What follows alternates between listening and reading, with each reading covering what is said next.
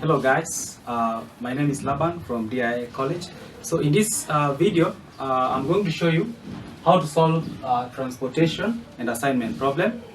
So this is one of the questions where students in Kenya who are doing TVET, Diploma in Business Management, Human Resource Management, and Supply Chain Management, and also Business Administration. So you normally have a unit called Managerial Accounting. So in this unit, you have a topic called Transportation and Assignment Problem.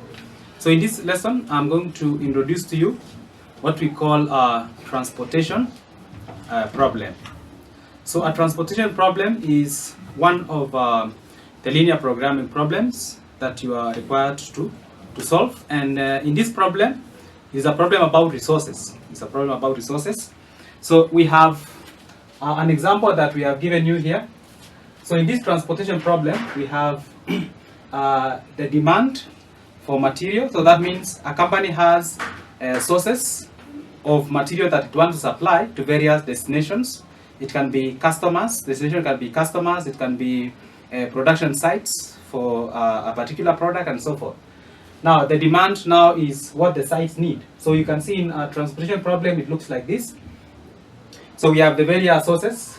We have source 1, 2, and 3. Then you can see the demand destinations. We have destination 1, 2, 3, and 4.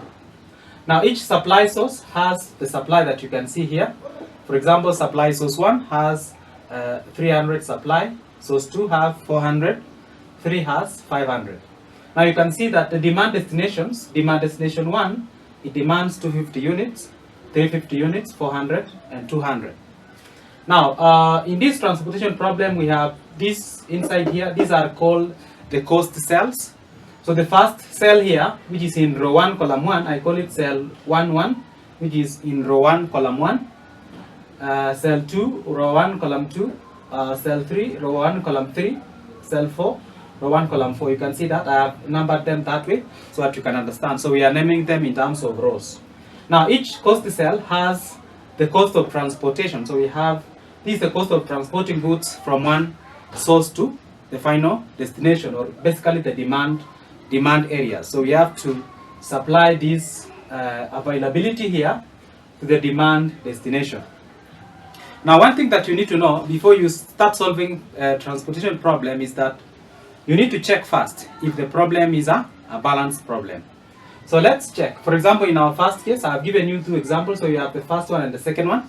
So you're going to check whether the two problems are really balanced.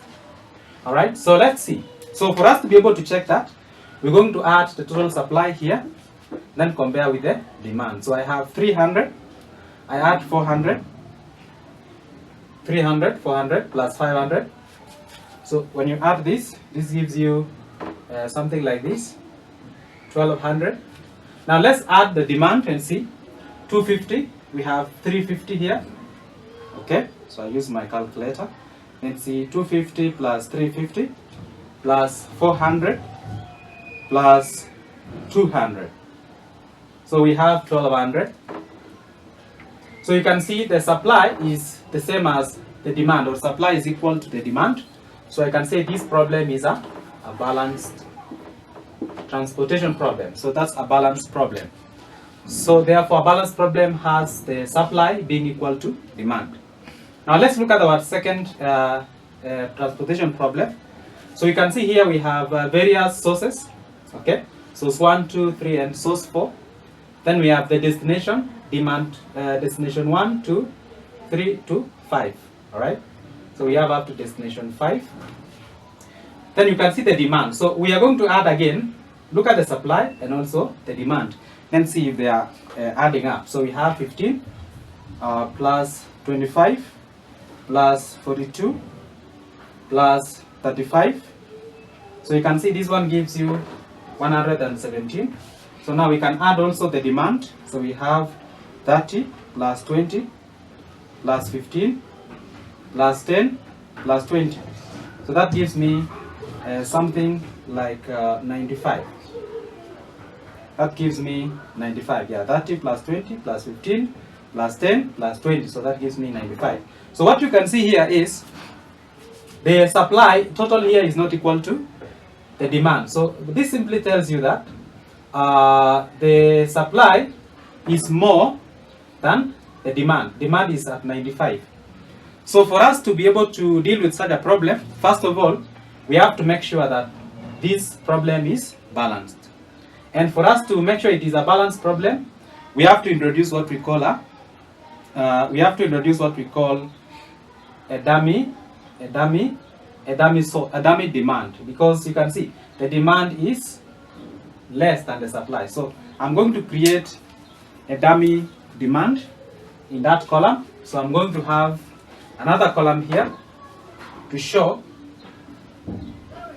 so that I can capture the extra supply. So I'm going to add an extra column. This will be my demand. Yeah, so I have demand. Let me call it a dummy. Now I'll still record my values. So 15, I have 25 is for supply.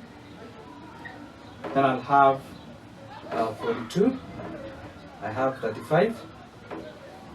So when I do my addition now, this one was giving me 117. So for me to make sure it is a balanced problem now, the dummy demand will have zero cost in all the cells. So we have zero cost, all of it. All right. So the difference now, we had 117, then the other difference, if you had this, it gives us 95. So we subtract 117 minus 95. That gives us a total of, this gives me 22. All right. So you have 22 here. So that when I add now, 30 plus 20 plus 15 plus 10 plus 20 plus 22, now I'm getting 117. So by introducing the dummy demand destination, then it really balances my problem. Now from this point now, we can be able to solve our transportation problem. When solving the transportation problem, we have three kind of questions that you can expect. First of all is to solve it using what we call northwest corner cell method. And the second one is using least cost cell method. And finally using Vogel's approximation method. So I'll expect that we'll be able to solve all this. In our next video, we start solving using northwest corner cell method.